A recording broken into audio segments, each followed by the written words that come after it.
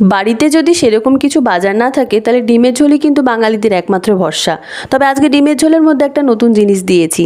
রেসিপিটা যদি ভালো লাগে লাইক শেয়ার করতে ভুলবেন না কিন্তু। প্রথমে ডিমগুলোকে সিদ্ধ করে নিন, আলু আর সয়াবিন আলাদা করে সিদ্ধ করে রাখুন। কড়াইতে সামান্য তেল দিয়ে ডিমগুলোকে একটু হলুদ গুঁড়ো লঙ্কা গুঁড়ো দিয়ে ভেজে নিন, এতে করে কালারটা খুব ভালো আসে। কড়াইতে আরেকটু তেল দিয়ে পেঁয়াজ, আদা, রসুন, কাঁচা লঙ্কা আর টমেটো একসঙ্গে বেটে মশলাটা কড়াইতে দিয়ে ভাজতে থাকুন। কিছুটা ভাজা হলে হলুদ গুঁড়ো, লঙ্কার গুঁড়ো, জিরে গুঁড়ো, ধনে গুঁড়ো দিয়ে মশলার সঙ্গে ভালো করে মিক্স করে নিন। সামান্য জল দিয়ে মশলাটা কষাতে থাকুন। কষানো হলে সিদ্ধ করে রাখা আলু আর সয়াবিনগুলো দিয়ে মশলার সঙ্গে ভালো করে মিক্স করতে থাকুন। কিছুটা লবণ দিয়ে ভালো করে মিক্স করে নেবেন। ভালো করে কষানো হয়ে গেলে পরিমাণ মতো জল দিন। যতটা ঝোল আপনারা রাখতে চান সেরকম জল দেবেন। ভেজে রাখা ডিমগুলো কড়াইতে দিয়ে দিন, পরিমাণ মতো লবণ দিন। ঝোল ফুটে গেলে গরম মশলা গুঁড়ো দিন। ধনেপাতা কুচি দিয়ে নামিয়ে নিলেই রেডি ডিমের ঝোল। ভাতের সঙ্গে ডিমের ঝোলের স্বাদ দারুণ।